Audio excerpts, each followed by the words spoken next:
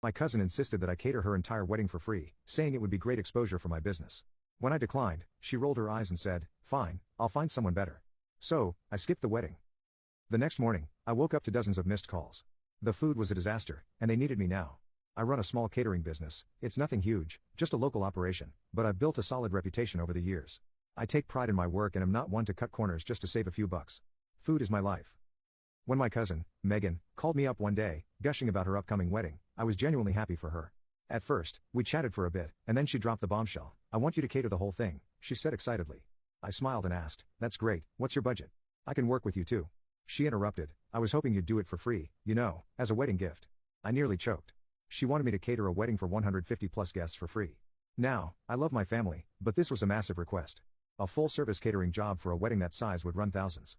I tried to be polite. "Megan, I'd love to help, but that's a lot of work.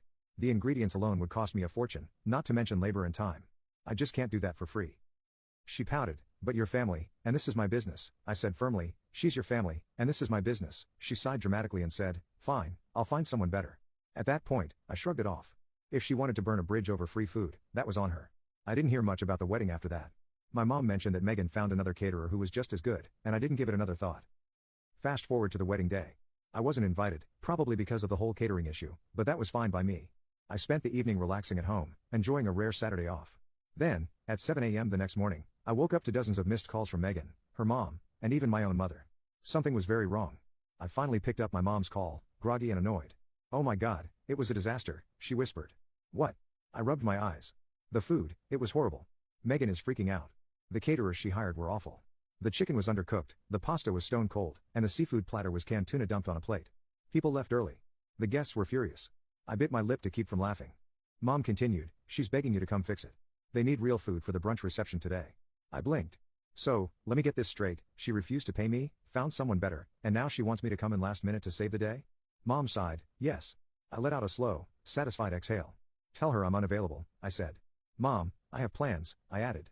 "Besides, I wouldn't want to take business away from the caterer she hired." Mom knew better than to argue.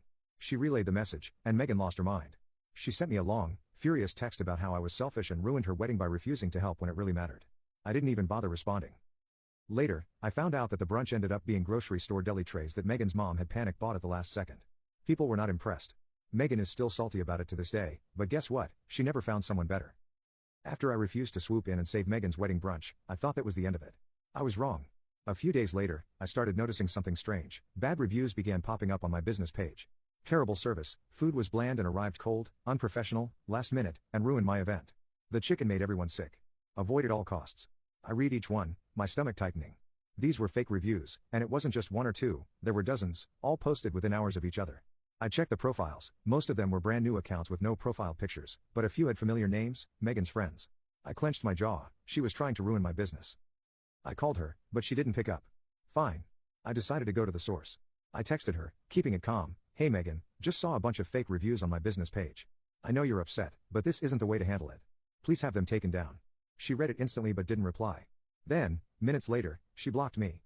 That's when I knew this wasn't just petty drama, this was war. The betrayal. I spent the next day reporting every fake review, but the damage was done. Some real customers reached out, concerned, and a few people even canceled bookings. I was furious, but I didn't have proof that Megan was behind it, not yet. Then, out of nowhere, I got a call from another caterer in town. Let's call him Rick.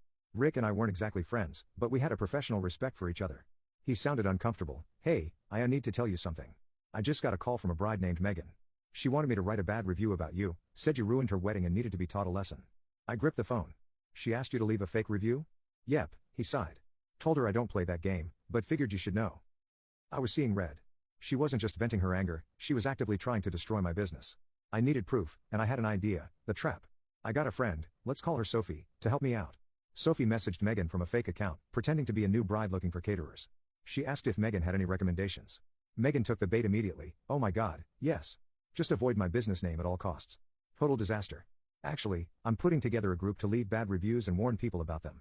She sent Sophie a group chat invite. We hit the jackpot. Inside the chat were Megan and at least 15 of her friends, all planning to flood my page with bad reviews. They had scripts, fake stories, and even pictures of disgusting food they pulled from Google to use as evidence. Sophie screenshot everything. Now I had proof, and I wasn't just going to sit back and take it. The counterattack. The next morning, I called Megan's dad, Uncle Dan. He's an old school, no nonsense kind of guy who's always been supportive of my business, and I knew he had no idea what his daughter was up to. When I told him, he was silent for a long time, then he sighed, "I'll handle it." Within an hour, Megan unblocked me and sent a frantic text, "Megan, why would you tell my dad? Why would you try to destroy my business?" She sent a string of excuses. "I was just mad. I didn't think it was a big deal. You didn't even help me when I needed you. It's not like you lost money over it." That was BS. I did lose money, and even if I hadn't, trying to ruin someone's livelihood because they wouldn't work for free, that's insane. I didn't reply. Instead, I forwarded the screenshots to Facebook and Google. Her entire group got banned from leaving reviews, and all the fake reviews were removed. My page was restored. But it wasn't over yet. The ultimate twist. A week later, I got one more call that changed everything. It was from the caterer Megan originally hired, the one who ruined her wedding dinner. He sounded pissed. "She just tried to file a chargeback on my payment," he said. "Claimed I scammed her." I whistled. "Are you serious?" "Oh yeah," he said. "She paid me half up front, then tried to get the bank to refund it after eating all the food. Guess she thought she could get a free wedding meal." I whistled again. "She really doesn't know when to quit." "Oh, I'm not letting it slide," he said. "I'm taking her to small claims court." And that's when it hit me, Megan wasn't just entitled, she was a scammer. And karma? It was just getting started. A few weeks passed, and business slowly returned to normal. But then I got a weird call from another wedding client. "Bride, hey, just wanted to check, are you still catering my wedding?" "Me? Of course, why?" "Well, someone told me you went out of business." My stomach dropped. I reassured her that everything was fine, but after I hung up, I started digging. It didn't take long to find the source. Megan had been personally. You can click on share and more to see if there is a part 2.